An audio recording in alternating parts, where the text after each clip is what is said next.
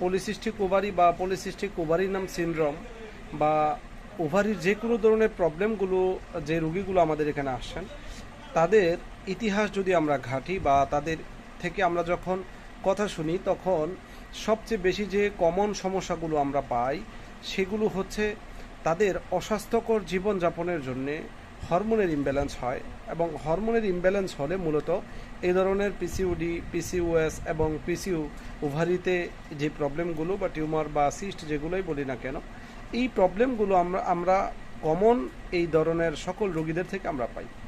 এজন্যে যে সকল রোগীদের পিসিওডি আছে পিসিওএস আছে তাদের দুইটি নির্দেশনা অবশ্যই মেনে চলতে হবে। এক, অতিরিক্ত রাত্রি জাগরণ করা যাবে না। যারা অতিরিক্ত রাত্রি জাগরণ করে ওই ধরনের রোগীদেরই আমরা সবচেয়ে বেশি এই ধরনের রোগের ক্ষেত্রে পেয়ে থাকি। তাছাড়া যারা অতিরিক্ত পরিমাণে দুশ্চিন্তা করে, অতিরিক্ত পরিমাণে হতাশা বা অ্যাংজাইটি যাদের রয়েছে তাদের হচ্ছে এই ধরনের প্রবলেমগুলো পাওয়া যায়। অতিরিক্ত রাত্রি জাগরণের ফলে হরমোনের ইমব্যালেন্স হয়, আর যেহেতু এটা হরমোনালি প্রবলেম সেই হিসাবে হরমোনের ইমব্যালেন্স যাদের রয়েছে তাদের অবশ্যই রাত্রি জাগরণ করা থেকে বিরত থাকতে হবে।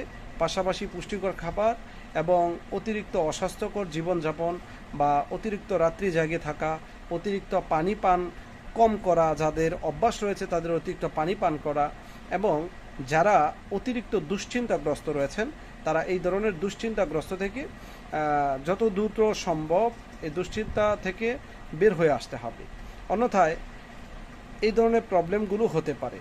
আর যাদের এই পিসিওডি বা পিসিওএস হয়েছে তারা তো অবশ্যই রোগীরা জানে যে এটার জন্য কত ধরনের সমস্যাগুলো ফেস করতে হয়। বাচ্চা হয় না, পিরিয়ড রেগুলার হয়ে যায়, জরায়ুতে ব্যথা করে, ওভারিতে ব্যথা হয়, বিভিন্ন সমস্যা দেখা দেয়। এজন্যে যাদের এই ধরনের প্রবলেমগুলো রয়েছে তারা তো অবশ্যই এই বিষয়গুলোকে মেনে চলতে হবে।